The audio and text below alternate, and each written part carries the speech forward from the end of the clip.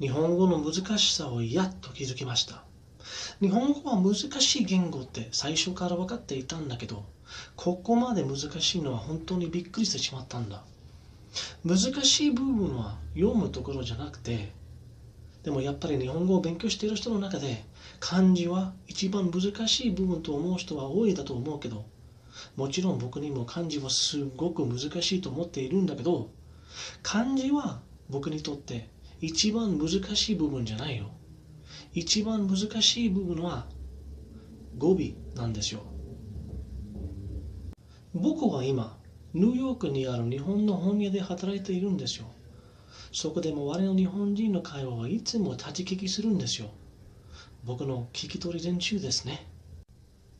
ある日、僕の昼休み中に僕の前に2人の日本人女性はお互い話しかけていたうちに日本語の本当の難しさを気づいたんだ。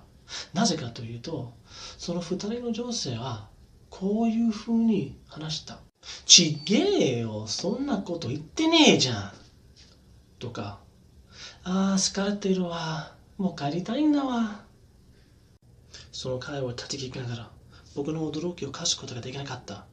あたかも僕が幽霊を見たかのように、日本人女性を見つめた。どのぐらい僕が彼らを見つめたのか、覚えていないけど、考えずに僕だけが聞こえるように静かな声で、嘘だ、と言った。ねえとじゃんって一体どういう意味なんだろう。本当にそういう話し方はアニメとか漫画の世界だけしか話し方と思った。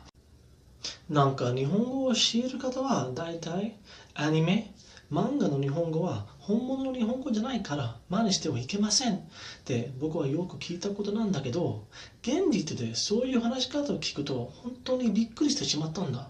で、何それ、そのじゃんとねえ、意味があるのか。漢字は本当に難しいけど、新しい漢字を見つけたらすぐに辞書で調べることができるから、僕にとってその理由で漢字は一番難しい部分じゃない。でも新しい語尾を見つかったらどうするんだ。どうやって調べるんですか。とりあえず日本語の勉強もっともっと頑張らなきゃ。頑張りましょう。では、僕のすごくつまらない話聞いてくれてありがとうございました。じゃあまた。